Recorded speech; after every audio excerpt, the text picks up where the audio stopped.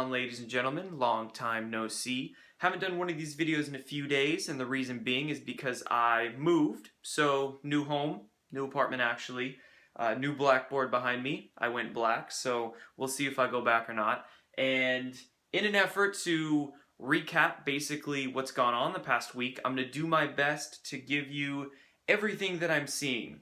And, you know, it's pretty difficult being off the internet for just a couple days, logging back on and seeing all the craziness going on, but you know, I'll do my best here to wade through it. And the title of this one today is Back to Politics, obviously back to these videos, but same shit, different day.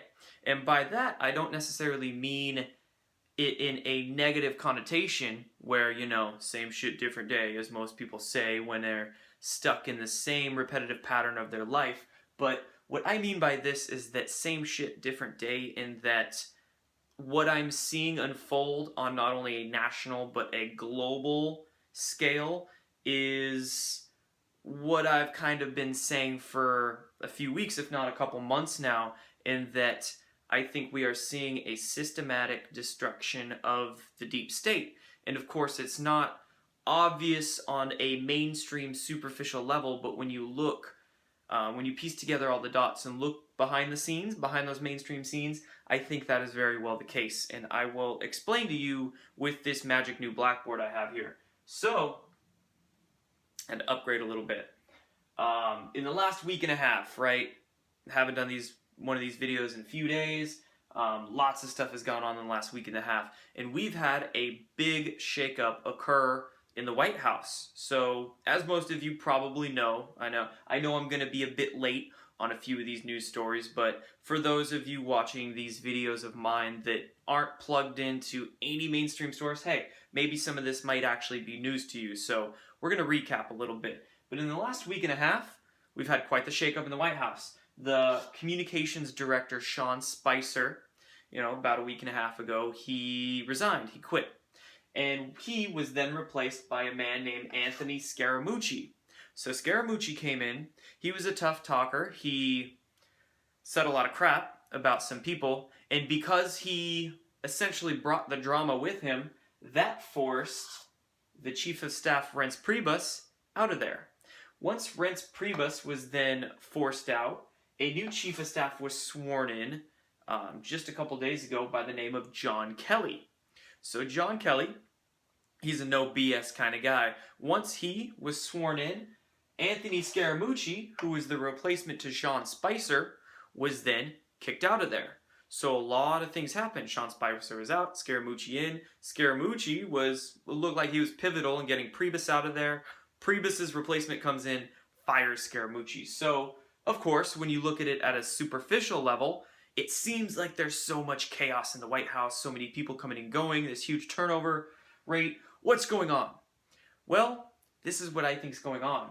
I think this guy, Scaramucci, was placed in there with very specific orders, and I think he got his job done. Because what was really interesting, and when I was scouring all the news stories about what was going on, right, I read everything. I don't only read independent media, but mainstream media too, and I try to wade through it all. Sean Spicer was in the White House during this whole process, like in the White House, advising them.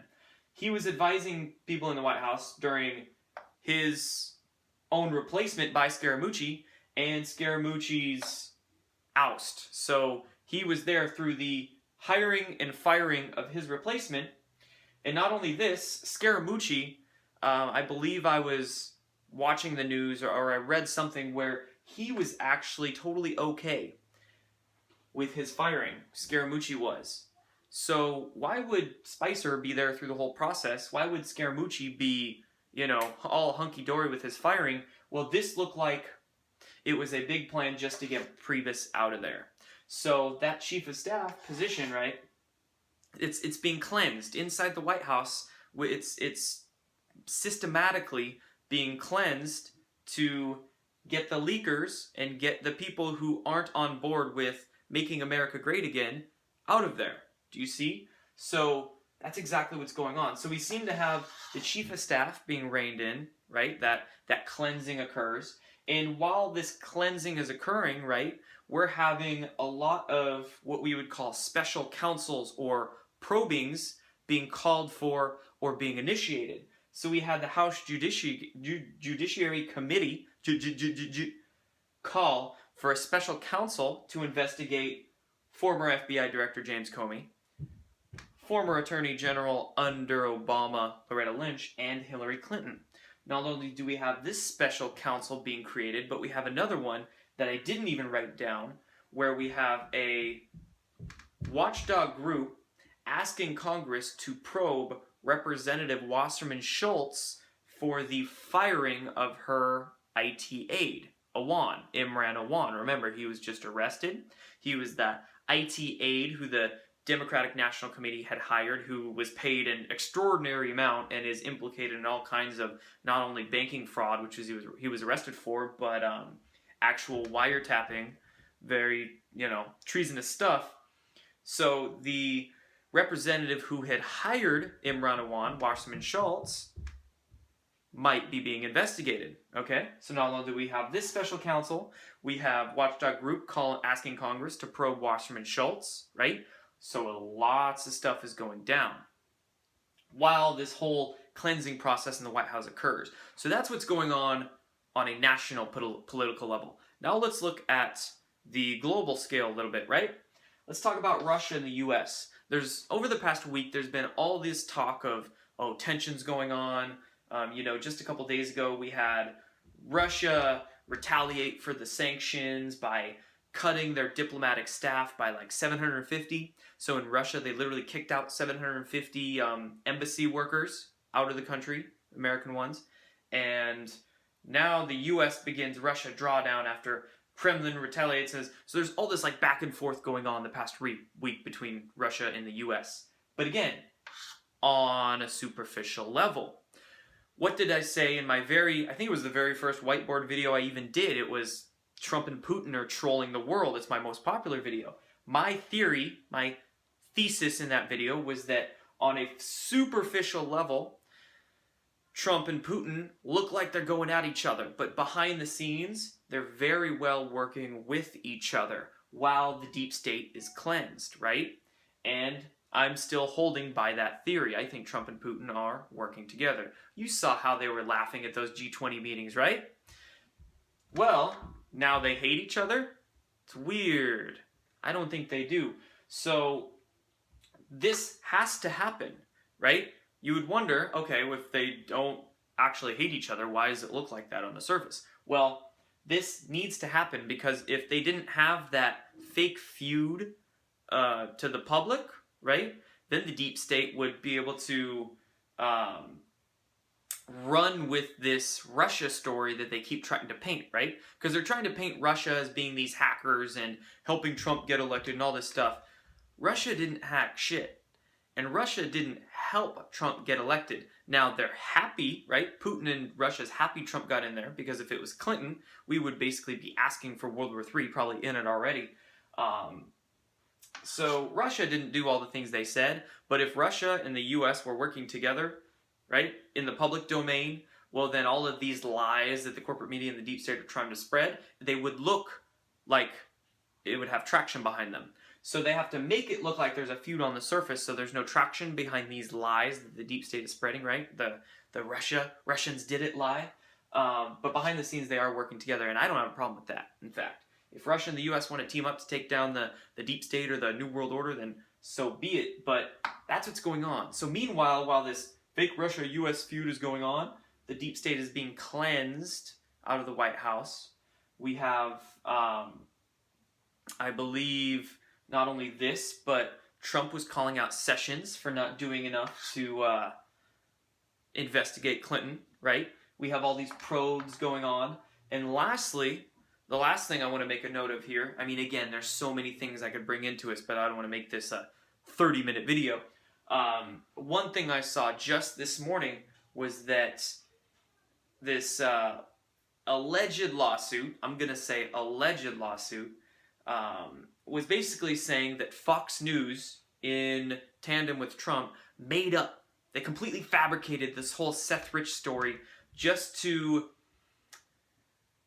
distract people from the Russia thing. So what kind of bullshit is this, right?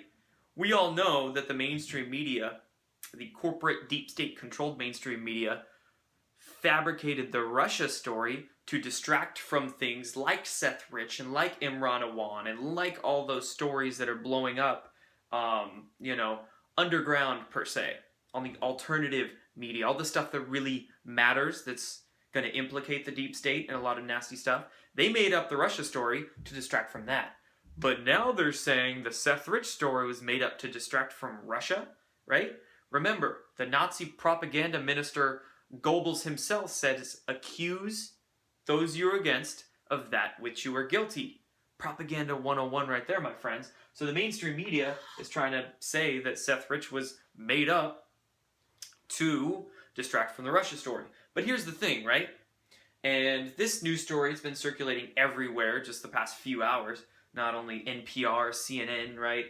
All the corporate controlled networks. What they're saying in this news story is that Rod Wheeler, okay, which was that private investigator that hopped on a local Fox News affiliate in DC and was talking about the Seth Rich story a couple months ago. He was a homicide detective and a private investigator. He was talking all about the Seth Rich story, even on his Twitter lately, right? It wasn't like a one-time thing he was discussing it. He's been tweeting about it and all that stuff. Yet, in these stories, this so-called lawsuit, they claimed it was Rod Wheeler that filed the lawsuit. So I'm just going to say, I don't know if this is true or not. This could be a completely fabricated lawsuit that they're trying to make up about Rod Wheeler, because if you check Rod Wheeler's Twitter, this guy's tweeting about Seth Rich. He's tweeting about the Awan brothers, Imran Awan, being arrested. He even cryptically said on July 26th, after Awan was arrested, he said, follow the arrest of Awan closely. Connect the dots to, and he quotes other cases, hint, hint, in parentheses, just the beginning, stay tuned. So it looks very well to be that the Awan case, he is saying, is going to lead to other cases like Seth Rich being exposed. But yet NPR and CNN are all claiming that Rod Wheeler filed this lawsuit to say that the Seth Rich story was made up. Makes no sense. So it looks very well to be like the MSM is completely not only making up the lawsuit, which I couldn't find really anything about, but also making up the fact that it was Rod Wheeler that filed it. So it could be the case. I don't necessarily know. I'm trying to find out more information about this lawsuit and the details surrounding it, but it's pretty early on. But I think it's, of course, just more corporate media lying shenanigans behind that. So anyway, guys, that's all I have for you today. Trying to piece a lot of stuff in together here, but again, in a week and a half, that's all I see. I see cleansing occurring of the deep state. I'm holding on to that positive frame of mind that we're just slowly tugging along. We're slowly seeing the dark forces on this world being defeated, and a lot of people come out and assist with that. So keep hanging on, folks. I don't have any, any qualms with what's going on right now. And, as for these videos, I'm definitely going to keep coming out with them. Since I'm at my new place of residence with much faster internet than where I was at, I'm going to be able to start doing live videos much easier. I'm going to start being able to do much more of these videos as well. I have a few ideas coming out soon of my next ones, be possibly one on vaccines, climate change, whatnot. So these videos will be a whole lot easier to do. I'm in a much more creative space now, so stay tuned, guys. I'll keep coming out with these and keep coming out with more information for you.